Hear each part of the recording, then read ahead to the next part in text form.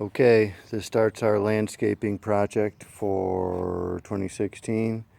Everything you see here, stripping the sod out of this to create the flower bed, was done by us. All of the mulching, all of the planting. That's some kind of really nice rose bush. That's a prairie drop seed. Some of these things I know the names of, a lot of them I don't. This is a burning bush, which is already starting to burn a little prematurely. Maybe it's in shock. This is some kind of, what they call a viburnum, I think. Yeah, all these things are little viburnum guys.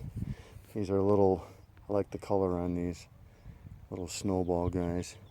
And these are going to keep a conical shape, which I find fascinating. As this thing grows bigger, to fill this space, it's going to keep its cone shape. I don't know how it knows how to do that, but nature is mysterious. And this is the hairy part. The things in the front, those are called sedges, I believe, Japanese sedges. And the grass in the back are little blue stem grasses. Another burning bush. Some more sedges in the front. Those three things in the back, those are miscalis grass. It's going to grow about 4 feet tall. These are some lilies that bloom throughout the summer. These three guys here, the bigger ones, those are dogwoods. Those are going to be really pretty in the wintertime. And going around the house, now we're going around the back of the garage right now. And this is another burning bush on the corner. And as you head toward the backyard, these are four, I'm going to pronounce it wrong again, Vigalias, okay? They're going to have these really pretty flowers. I'll show you what they're going to look like. That's what they're going to look like, except these things are going to get eventually to be about 4 feet tall, and they're going to fill in this space really nicely. And you come around the back here, and this is the coming out the door of the garage there, and this is our vegetable garden. So we have a raised garden bed, some monstrous hostas there, and some more regular hostas, some metal chicken back there. Bridget has a wonderful little rose garden. Isn't that nice? If the sun was shining, it's about 7 o'clock at night now.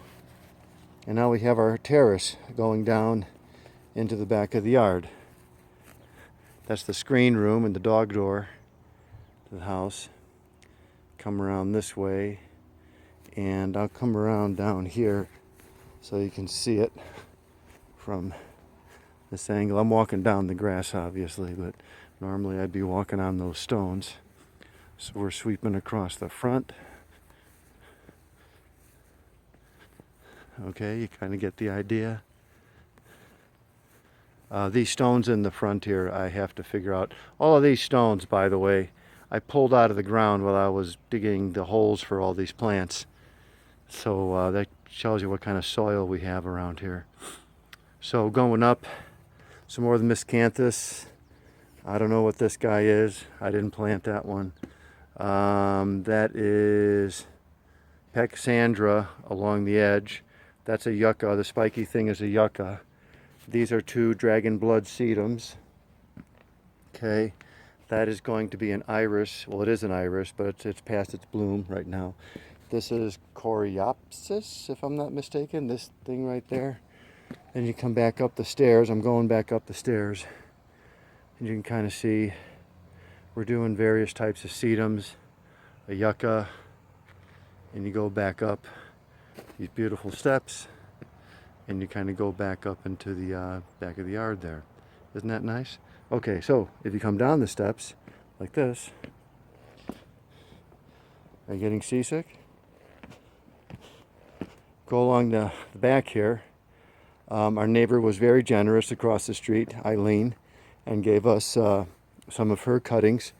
These are more irises.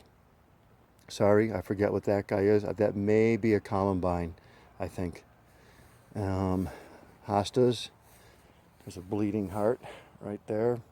And now you come back into our little backyard flower garden. It's a guitar-shaped patio, note. Hydrangeas, echinaceas, multicolored echinaceas. They're going to be beautiful when everything gets full grown around here.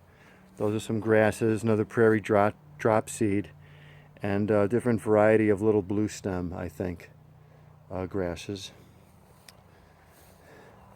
These things with the red pinkish kind of flowers, bee balms, I think they're called. I call them beetle balms, but they're bee balms. Beetle balm, B-A-L-M. That's our little patio.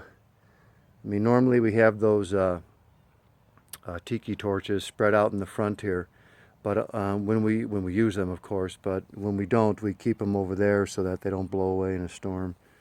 Really nice out here at night. I forget what the name of this big hanging thing is. Beautiful, isn't it? That's a really nice one. And you come around the back of the grill, hostas, grasses. Those are Carl Forster. This is Commander Mountbatten. All right. Those purple things, and you come up the side here. This part here we did a couple of summers ago, so this wasn't all done this summer. But this was a hellacious amount of grass on a very steep incline to try to mow every week. This was just horrible. So it's hellish to try to work on this hill. Really hard to keep your balance while you're doing stuff, but it needs to be done. Anyway, so you come back up here. So now we're kind of making a full circle. These are junipers. Oh, those were those guys there. Those are sumacs. These are some kind of spreading low ground cover juniper things. The lilies up there, the yellow lilies, are Stella d'Oro. There's another yucca. See it by the car there. Oh, that's a Japanese maple. Can you see that? Up there it's kind of dark. Maybe you can. I'll go up there and you can see it. All right. The purple stuff is catmint. These things, which you cannot appreciate at night, these are spiderworts. W-O-R-T. And odd thing about these plants, you see these? Those blossoms are beautiful purple that only open up in the very early morning. So at dawn and into the early morning, they are just absolutely bright, vivid purple. But the rest of the day, they close up. Strange, huh? I'm narrating a walk around the house. This is our bald cypress tree. It doesn't look too bald. It looks nice and hairy right now, actually. There's a yucca. This yucca is into its second year, so you can see how it's going to grow after they get more established. Past the catmint, there's a better look at the Japanese maple. Now I should do this again in the sunshine. You can really see how beautiful that is. And there's the front of the house. Got a little more mulch to do. Oh, there's Scruffy. And over there is where we started our tour.